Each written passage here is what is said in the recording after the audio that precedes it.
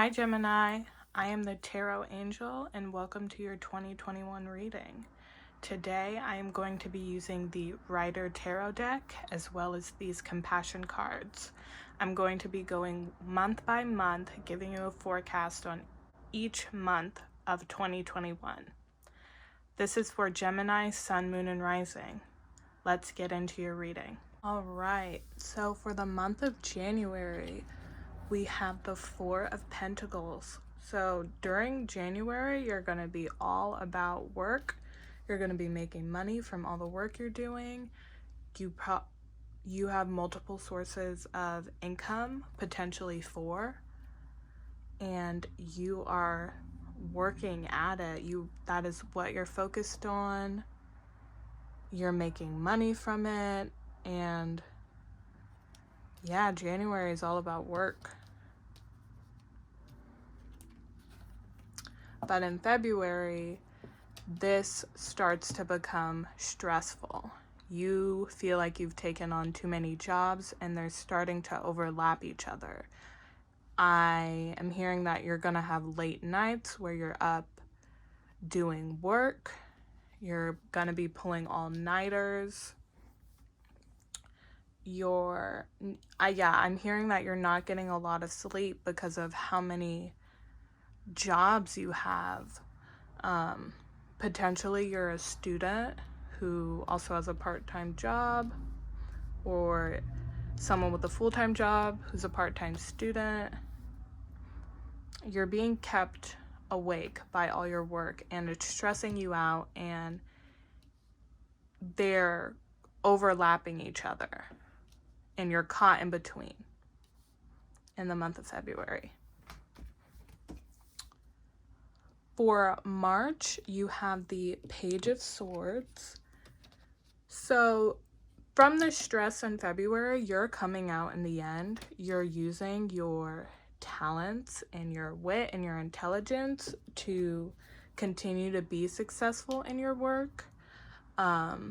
Especially if you're a student, you might have some late assignments and you might use your wit and charisma to email your professor and ask for an extension, and they give you that extension, or you ask for a couple days off and you get those couple days off from your job. You're using your personality to calm this tower in reverse energy down a little bit, because I don't see you getting rid of one of these responsibilities. You don't want to because it's giving you a lot of money. So you're just slowing it down through your wit, charisma, intelligence. That's in the month of March. And in April, we have the moon. So because your work has started to slow down, you are focusing more on yourself in the month of April, and you have some emotional crisis or trauma that you're going through. You have some emotional trauma or crisis that you are going through, and I feel like it is related to this Six of Cups in reverse for the month of June is all about childhood trauma, and I think that you are becoming emotional because you're about to face that. And conflict is starting. That is bringing this up, and this is the peak of that conflict. This is the reason behind that conflict, and that's revealed in June. But before that, in May, you have the Queen of Swords. So yeah, you're emotional in April, and you're emotional about this, and you know you're emotional about this, but you're blind. You intuitively, you know that that's what it is, but you haven't been focusing on your emotions in the beginning of the year, so your connection with your intuition is a little bit off. The person whose relationship the relationship you have with the person that brings up and potentially was the cause of this childhood trauma and childhood conflict, you're holding a grudge against them. You're ignoring them, you're being passive towards them, and they don't necessarily know what's wrong. And they want to know what's wrong, you know, they want to face it, but the conflict is only within yourself right now. You haven't brought it up until June. Again, so sorry. And in June, it's revealed. I think that you tell this person in June how you're feeling and how explaining your trauma from your childhood. I do think that it's a family member, and you bring it up to them. And conflict is started from that. Conflict continues from that because you went from holding a grudge and being passive to just revealing your emotions. And the conflict is not solved with this Seven of Swords energy in July. The conflict isn't solved. You two go your separate ways. I think that you feel like this person stole your childhood from you, and they feel like you steal from them as well, though. I think that they're hurt by this confession. They're really hurt by this confession, and they're hurt from it. I don't see there could potentially be a huge fight, but I don't see it affecting you and your emotions deeply, in the sense where you're stressed about it, you have a lot of anxiety after a fight. The fight is more of a closure for you because of how the end of your year is gonna go. This reveal of emotions is healing while you are going through the process. So this Seven of Swords energy, revealing that this person stole from you, revealing that that's how you feel, is the final. It's not necessarily closure, but it's the final part of how you feel about this childhood trauma. And it's the last thing that you need to say. That's what I'm hearing. I'm hearing it's the last thing that you need to say. You get it out in July. So if there is a big fight with you and people in your family, it's happening in July, because that's a big statement.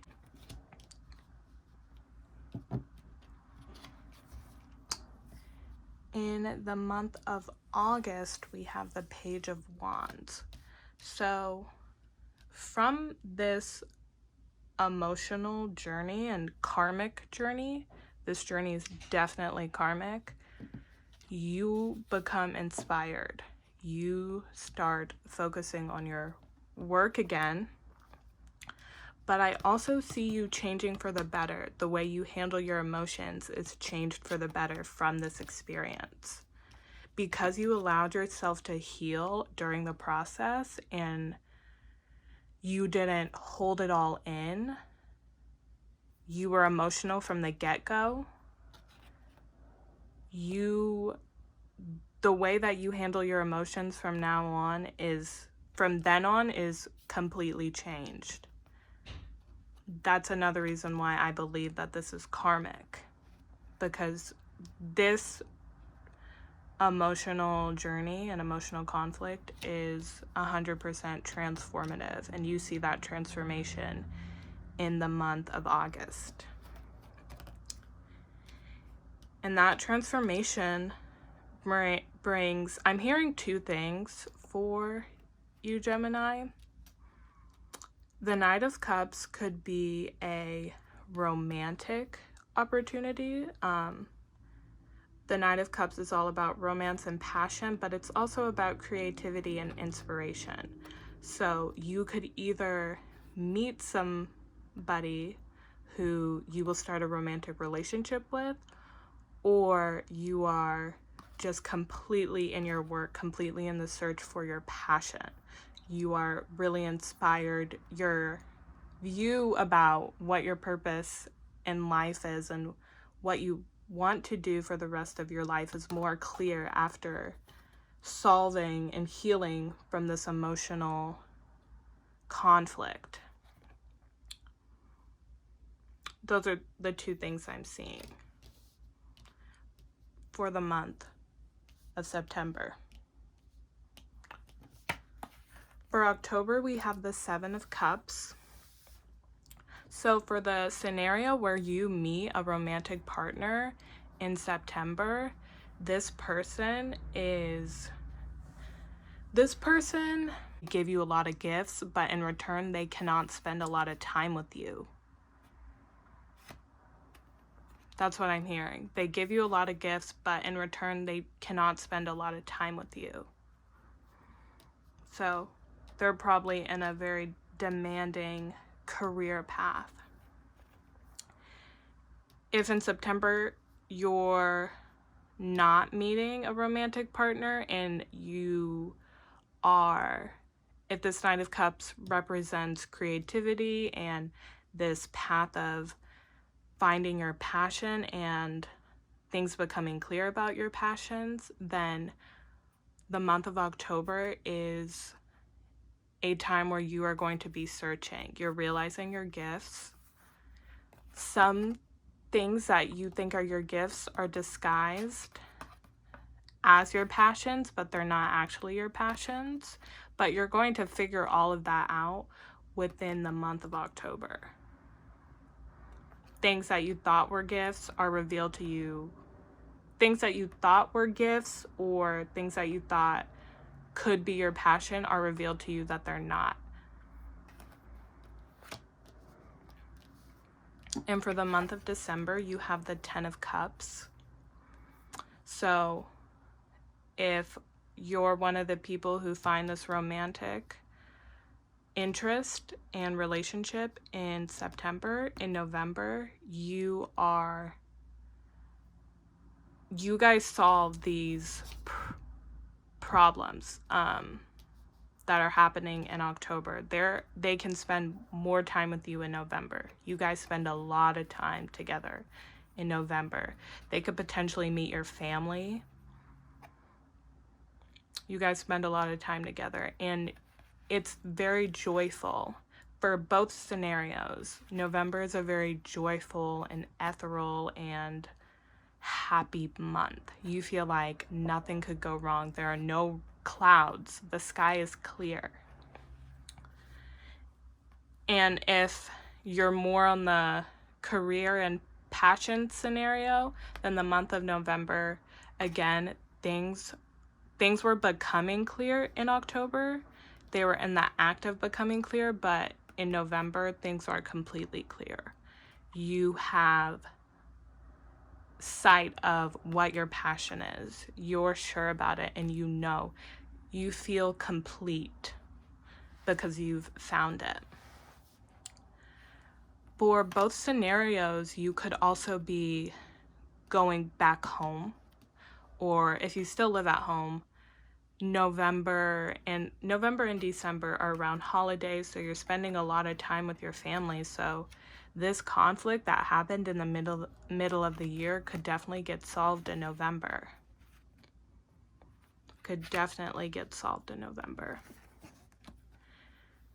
And for December, we have the Six of Wands in reverse. So I see this going two ways. With the romantic path, I see you being let down by your partner because you guys spent all this time together in November and they have to go back to work in December. They can't spend as much time with you anymore. I think in October, but towards the end of October, you asked, I need to spend more time with you. I want you to come see me. I want to spend more time with you. And they did that in November, but in December, you came to the realization that that wasn't reality. They did that for you, but that wasn't reality. That's not how every day is going to be. And for the more career and finding your passion scenario, I see this being I'm hearing multiple things this card could represent in December. I'm hearing that you're wanting to move out. You're wanting to move out or move to a new place. And you're not able to. Either your credit isn't approved, or someone already bought or rented the house or apartment you want. There's a letdown in something that you want. Also, I'm seeing that in December, things are just not, it's still clear, but it's not as ethereal and happy as you imagined it to be. You found your passion, but you're not as excited about it anymore after you have found it. You've been searching. You were searching in October, and when you found it in November, you were super happy. You felt complete, and you still feel complete because we have this wreath here, circle imagery. So you still definitely feel complete, but it's just not as joyful as it felt in November. It's a very small letdown in December. You end your year kind of on a monotone, straight kind of note. I'm not hearing that there's any significant stress or anxiety for either one. It's just a small letdown.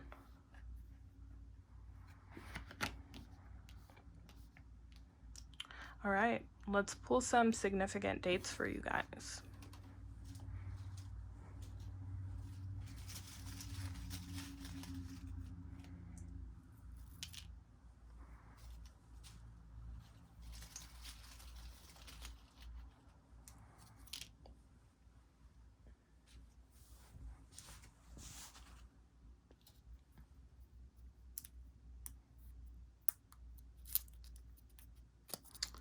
We have 3 March, 12 December,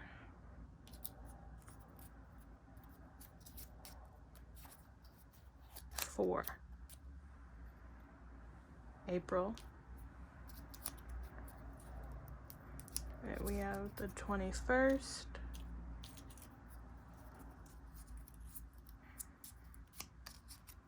the 24th, the 29th,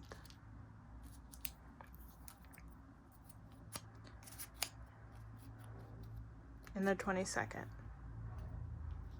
So it could be December 22nd, December 29th, December 24th, it's Christmas Eve, December 21st, which is mirrored numbers, 1 2 2 1.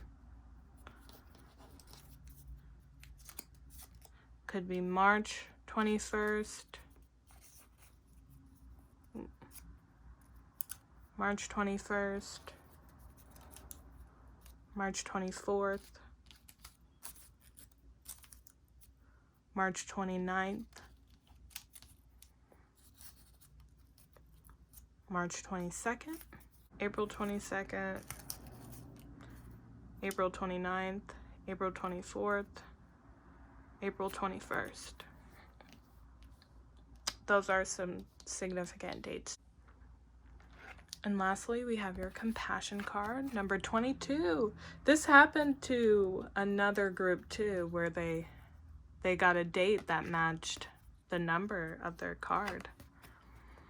It says, If you can practice even when distracted, you are well trained. If you are a good horseback rider, your mind can wander, but you don't fall off your horse. In the same way, whatever circumstances you encounter, if you are well trained in meditation, you don't get swept away by emotions. Instead, they perk you up and your awareness increases. So this card definitely applies to the middle of the year. Because you have learned how to handle your emotions in the past, you heal during this emotional time.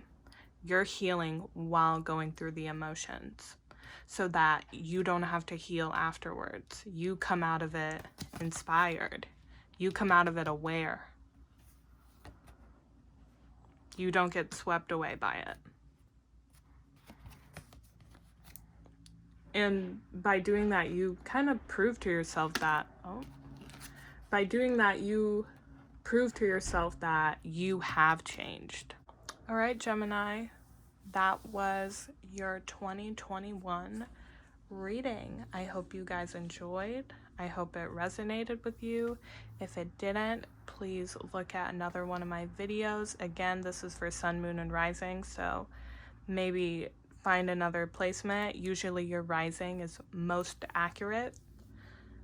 For you guys, it might be your moon. And yeah, please like and subscribe, and Happy New Year.